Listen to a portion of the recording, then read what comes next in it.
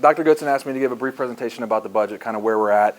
And so I wanted to start off, well, first, I found a nice quote that being a financial person, being the CFO, I always look through things through that financial lens.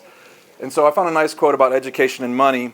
Economists report that a college education adds many thousands of dollars to a person's lifetime income, which they then spend sending their kids to college. So, being higher education, we got a nice business cycle, as we like to call it. So we catch them coming and going. Okay, so funding sources. I wanted to do a brief review of how we get our money so everyone's kind of on the same page when we start talking about budget cuts and things like that. So we have three main funding sources. We have our state appropriations. Those are the funds that we receive from the state. It goes through their budget and they allocate us some dollars.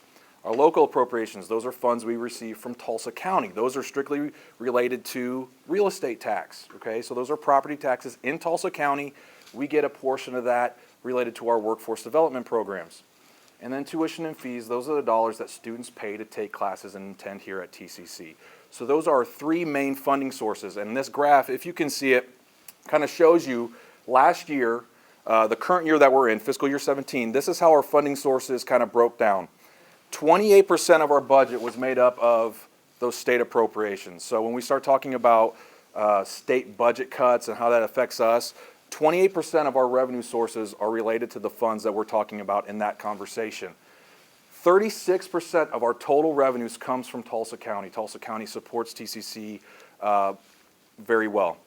And then 34% comes from the tuition and fees related to our students paying us, okay? So 28% is from state, 36 from local, and 34 from tuition and fees. 72% of our budget is not affected by what happens at the state as it relates to funding sources.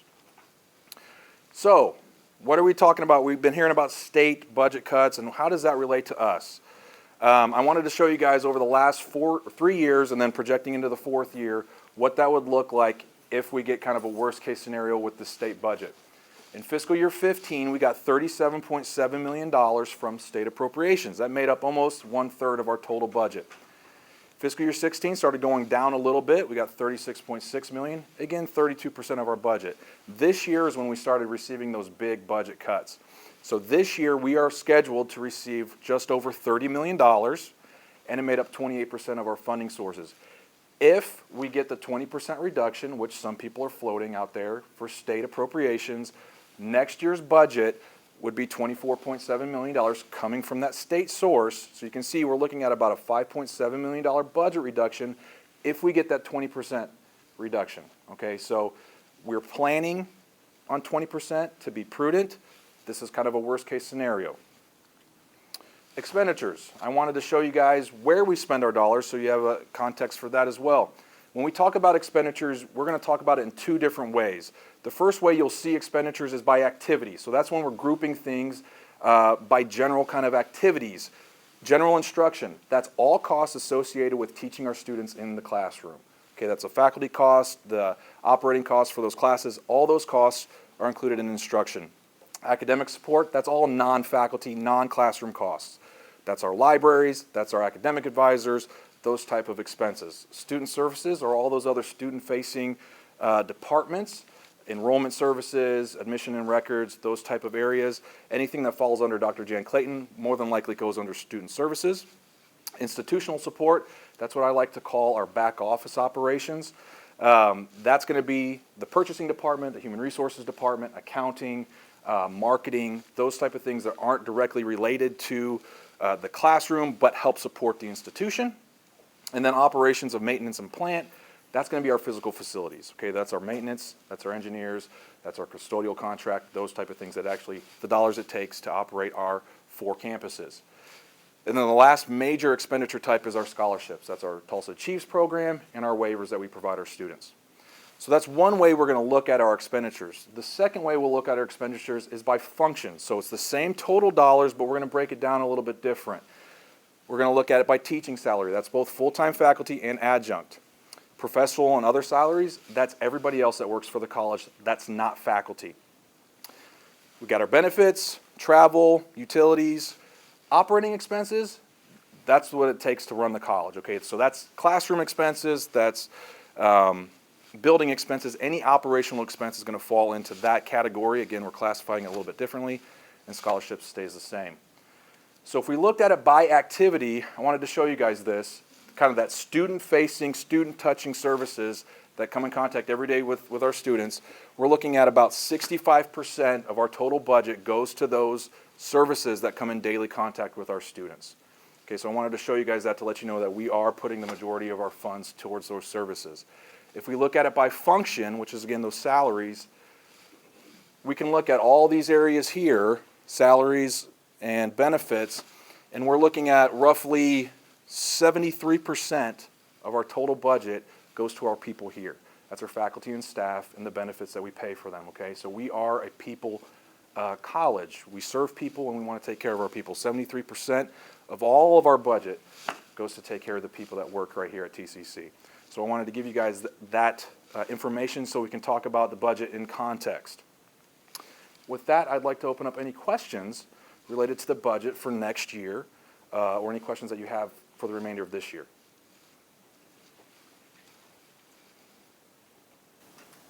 What are you going to be doing for next year? What are we doing for next year? What changes do you not want to address that yet? No, we can address, So, and I just want to make sure this gets captured on the Sure. video because people who couldn't come to any of the open lines are going to have this available to them, so we'll pass this back and forth a little bit. So our expenditures this year, we've done a really good job of keeping expenditures down. The downside of that is there's a lot of things that as an academic institution we're not doing that are sort of minimal requirements to do. So there's this, I don't know how to, I'm trying to think of a word, but there's just this strain on everybody that, I mean, we've done a lot through attrition with so much of our budget involving salaries. We've done a lot through attrition. That means there's less people trying to do the same amount of work. And through the reorganizations, we're trying to do it differently now. And just getting used to those, that's been an incredible amount of stress on the college. So I think that short term, we might look just the way we look now, depending on what number they come back with. If they come back with a number on the dramatic side, then we won't even look like we're looking now. But that's not what I'm hearing from the state capitol. But long term, we won't be able to be exactly structured the way we are. I'm not talking about another big reorg. But for instance, there may be areas where we have more employees than we need for that function, and then another area where we don't have enough employees for that function. So as an educational institution, what can we do to retrain people or work with that? And I don't have a vision of what that looks like. I don't think anybody does, but it's an idea we've been kind of floating around. So I don't think that immediately you will see anything, but I think over the course of the next 6 months, we'll be trying to figure out how to best deliver the education with the resources that we have. So I doubt if I really answered your question because there's so much still up in the air. It's not about not wanting to answer the question. It's that we don't have enough information yet. But we're not currently planning for the same types of actions that we took last year. Based on the percentage of the reduction, is there anything in discussion for reduction in force? Well, I've kind of addressed that through her question in terms of our. On the table, though, Well, it depends on how much the reduction is and how flexible we can be with the employees that we have in terms of addressing the must-dos for students and figuring out what can we live without going forward, and can we repurpose those positions, and can people be retrained and flexible enough to serve in the high needs areas for students to be successful. So that was a really flowered up way of saying it all, but it's complicated because we have maybe in some areas more people than we need, and in other areas not enough people. And so we're hoping we can take a look at how that's organized. And we think we have some time. I guess my point is, even though we're not functioning this year, we've kept expenditures down so low that we really aren't functioning, in my opinion, the way we should be to deliver the education. By keeping our expenditures low, that buys us a little time so that we don't have to do something sweeping or dramatic. We don't have a lot of time. We don't have years, but we have months. Randy? Yeah, just curious, is the projection for like the ad valorem flat over the coming year, or are we expecting an increase, decrease? So real estate in Tulsa, the Tulsa market is strong, and it's remained relatively strong. Over the past 5 years, our ad valorem, or local appropriations, has grown by an average of 2%. So there's nothing to suggest that it won't continue at that rate. So the ad valorem should remain a strong part of our revenue source. Now, what about, I'm sorry for a follow-up, but what about the tuition? I know that we don't want to raise tuition, but is there like a max cap that we should raise, and how much would that bring in? So we had a meeting with the Student Government Association. Dr. Clayton hosted me at that meeting, so I was glad to get that meeting with students. And we talked with the students. We visited with them about the budget, about where we are, and we asked for an up to amount of 5%. And we also talked to them about some additional dedicated fees that we may be looking at to get to some numbers we'd like to get to for academic advisors. But that's not something we want to consider right now. But we wanted to do a pre-talk with them about that. So that's sort of swirling around out there just as an idea right now. But the 5%, we asked for an up to 5% endorsement, and they provided that. They provided a resolution, so the students are supportive of the up to 5%. So we'll wait to see what the cuts are. We know for every dollar we increase tuition, we're leaving somebody out because we hit a threshold, and so we want to be really careful with that. But we did get that endorsement from the students. Good question. Yes. Are there any areas in light of the changes through pathways and all those that you think are maybe understaffed and Yes. you think, and what would those be? Well, so we'd be advisors, surprised. so advisors, we're not at the number we need to get to for advisors. We've done a lot with advisors. When I started, we were at 1 in 1,100, one advisor for every 1,100 students. We're at 1 in 554, I think is our number now. And to fully implement the high impact practices we know help students succeed at a much, much higher rate, we need to get to 1 in 300 or 1 in 350. And so that's an area that we need to find a way to augment that area. Are there any, have you got any judgment on areas that might be have too much staff? We haven't done a full analysis of that at this point, so no. We had a budget brainstorming meeting last Friday, and there were a lot of different ideas that came up. Quit paying mileage and only let people use state cars. That was one of them. Close the conference center, which that's been discussed back and forth. We're actually looking to see if that's a good decision. That space for us is very inexpensive, and so we're not sure that would actually save money. So we're running the numbers on that. And there were a lot of different things. So we asked the group for investment ideas, cost-cutting ideas, and revenue-generating ideas. Did you get them? We got a bunch. Rent out more space, have a policy and a practice on how to rent out space, and that would end up including more maintenance, but we'd have to charge enough to pay for the additional costs incurred with that and make money. So there's, I mean, yeah, we got a bunch of different ideas, and we're going to be putting up a portal. Marketing is working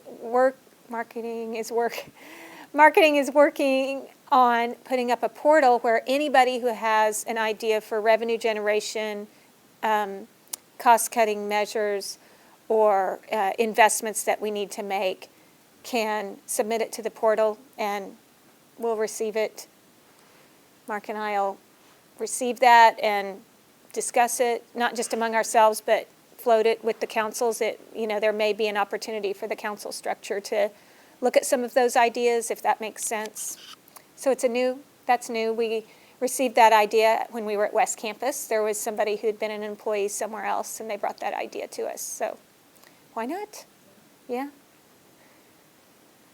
Okay, about the budget. Anything else about the budget? There's still a lot of unknown. We're waiting as patiently as everybody else. So as soon as we know more, we'll be able to present that. So let's just open it up. What are some other things people are thinking about?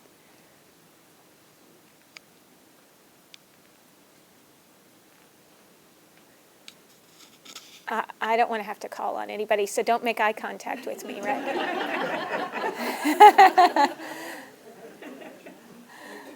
Yes, Melissa, hi. Crazy question coming from a librarian, but where should we watch?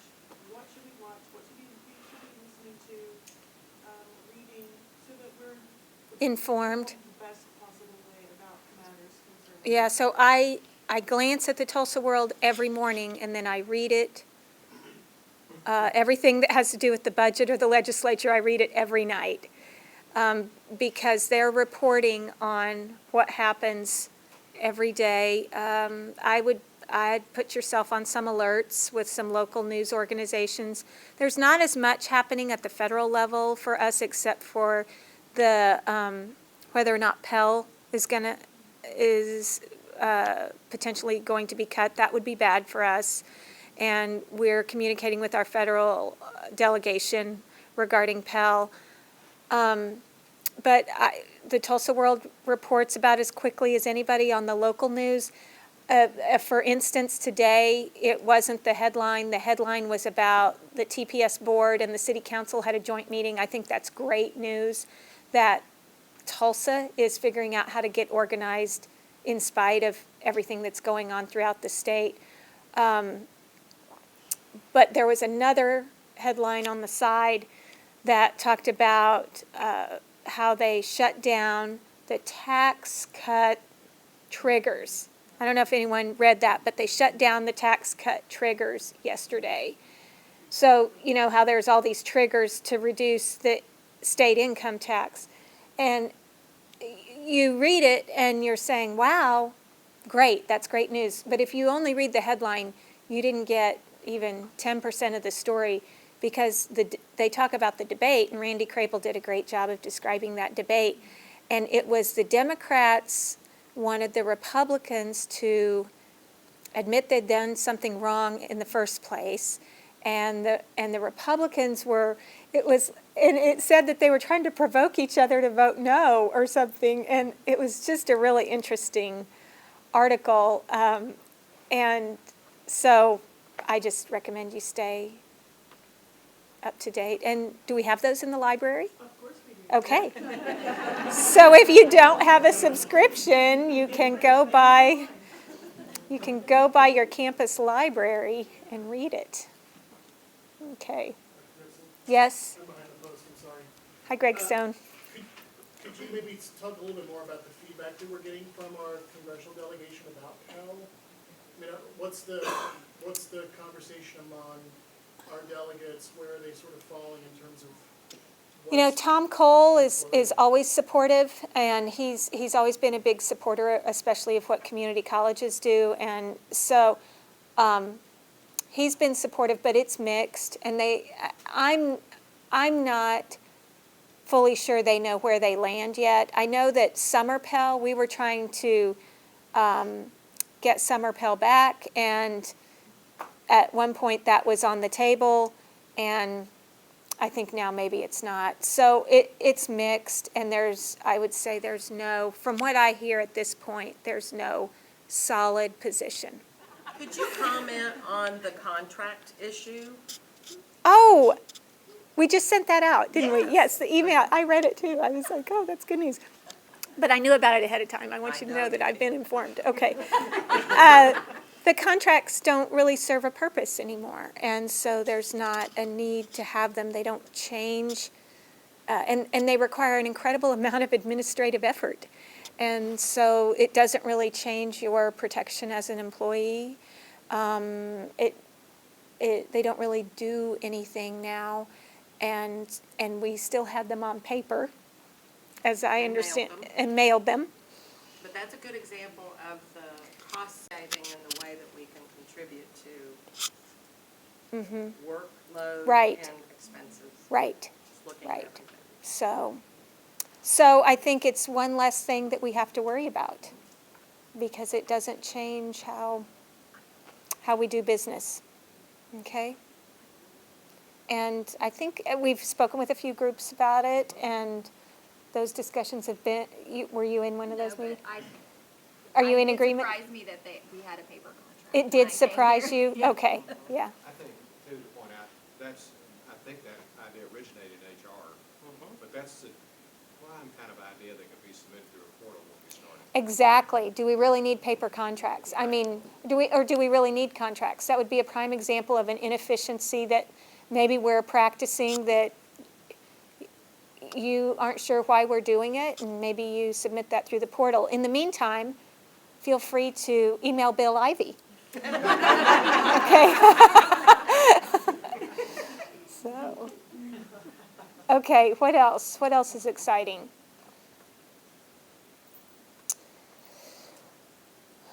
Yes. I Hi. heard something rumblings about Christmas break from the West Campus. Really?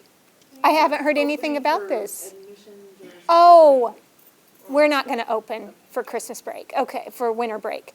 Let me tell that story. So we went with on-time enrollment. Stick with me here because it takes a minute to connect the dots. We went with on-time enrollment. That went great for the fall. Enrollment was up for the fall because in addition to being on time, we had been advertising so much as a result of on time, it just enhanced our message. On-time enrollment was a success, I believe. Our withdrawal rate went down 12% in the fall. It's down 15% in the spring. We really need to be proud of ourselves with that effort. The difference in the spring is that we only had 4 days between coming back and when the semester started. And so what happens for spring semester is those OSU students and OU students and NSU students or whoever that left home and decided they didn't want to do that, come back and they submit their application after they're done with finals. And it comes in while we're gone for winter break, and then we show up and there's over 300 applications, and we can't get those processed by the next Monday so they can get enrolled. And when we were allowing students to go in and out of classes those first 2 weeks, that was fine. But when we stuck to on-time enrollment, that doesn't work. And so enrollment was down over 4%. And so we said, okay, we can't do it that way anymore. We did have the discussion, do we abandon on-time enrollment for now because we see what's going on? And we decided no, because we know those students come in. When they come in late, most of them don't finish or they don't succeed in the class, and then they've got a poor grade on their transcript. So we stuck to it. We worked with those students, those that could. We had them in 8-week classes, started working with them about summer. And we've already pushed next spring a full additional week. And I've asked Dr. Clayton and her team to think about a small team of people that could work over winter break, not a front door, we don't want to open campus because there's safety issues, there's all sorts of different issues when you only have a few people on a campus. But what we can do is return every email, call students back when they reach out to us, go ahead and process all the applications, evaluate all the transcripts, make telephone calls, and be sort of a virtual center. We will try to recruit employees that can help make up that team. Dr. Clayton, I'm speaking out of turn. Do you mind if I just add to what Can you- we'd like to Yep. do? What we want to do is we want to incentivize participation in this. So this will be an opportunity for people who maybe want to get some additional funds to assist us in continuing continuity of certain services. Not direct service to students, so we're not going to open a door and expect student traffic, but we can make sure that key processes happen. The other thing that we have done is we've made an adjustment to the academic calendar so that we do have a longer startup for the spring. So we will be talking to folks in key areas. We'll be looking at how we can use the technology as well so that people may be able to even do some of this work from their homes. But we really just want to incentivize those folks that have the capacity to help us make sure we take care of some critical operations over the break. That makes sense? Good. Okay, that was a good question. What else? Anything else? Okay. I'm not going to keep everybody here longer than you want to be here. I do want to say we are going to end this meeting with 3 good of the orders, just to be positive, because there's a lot to be stressed about. And Rick Hollingsworth is going to have 1. No. Already he's going to faculty. I know, he's going to faculty. But, yeah, he made eye contact, so I called on him. But if you have some good news and you want to share it, let's make sure we end the meeting that way, just to stay positive. And we will get through this. We will look different. We will do business differently. We will have to be more creative. We will have to open the portals so we get every idea and vet it, and you have to try a lot of things and go up to bat in order to get an average. And so that's what we're going to do. But there are a lot of really positive things going on. And so I just want to say that because it's going to be hard, but it is definitely doable. Okay? So who's got something good that they want to share? Okay. Yeah, Jenny? Student Life was able to pull off our first ever college-wide student awards banquet, and we had a full house, and it was super successful. Yes. And the speaker was here during the day, and then he was there at Northeast in the evening. Yeah, good. All right. Yay. Okay. What else? I'll do one. Okay, Randy. It's sort of recent and it's technology. Okay. We have our system, our Kaltura video system, now has automated captioning, so when faculty create videos, we can have captions created automatically. It doesn't cost us anything more to have it, actually saves the college thousands of dollars because we've been paying a separate company to do that for us. Yay. Big cost. Yeah, yay. That's great news. Thanks. Okay. One more. Yes, Terry? We started our fall 2017 new student orientation sessions this week, so it's exciting. Our first session, we had about 80 some show up, and we're doing parent sessions alongside the student sessions, and they're going great so far. Tables of interest Tables of interest, for yes. majors. Oh, Great nice. opportunity for. Major you on recruitment campus. opportunities. You have your on-campus orientation sessions, or you can go out to the other campuses that have a table of interest, especially your specialized programs on each campus, to feature, have faculty, staff there to talk about those programs. And also, of course, other programs like honors and those things that we can't spend all of our orientation sessions talking about every single thing you do at the college, but we want to help you feature your program area and introduce it to new students. So sign up. There was a sign up in the week. It was kind of embedded in a story, and I'm getting ready to talk to Carrie Culp and see if we can strong arm her into sending a college-wide email with the volunteer link and reminding people about signing up to help. She's kind of boxing you in there, Carrie. So. Okay, that's great. Good to the order.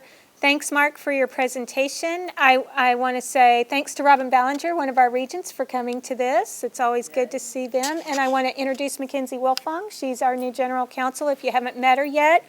She's already helped us with so many things, and it's going to be really nice to have someone in-house who's familiar with everybody that we work with. So thanks for coming this afternoon, and have a great afternoon.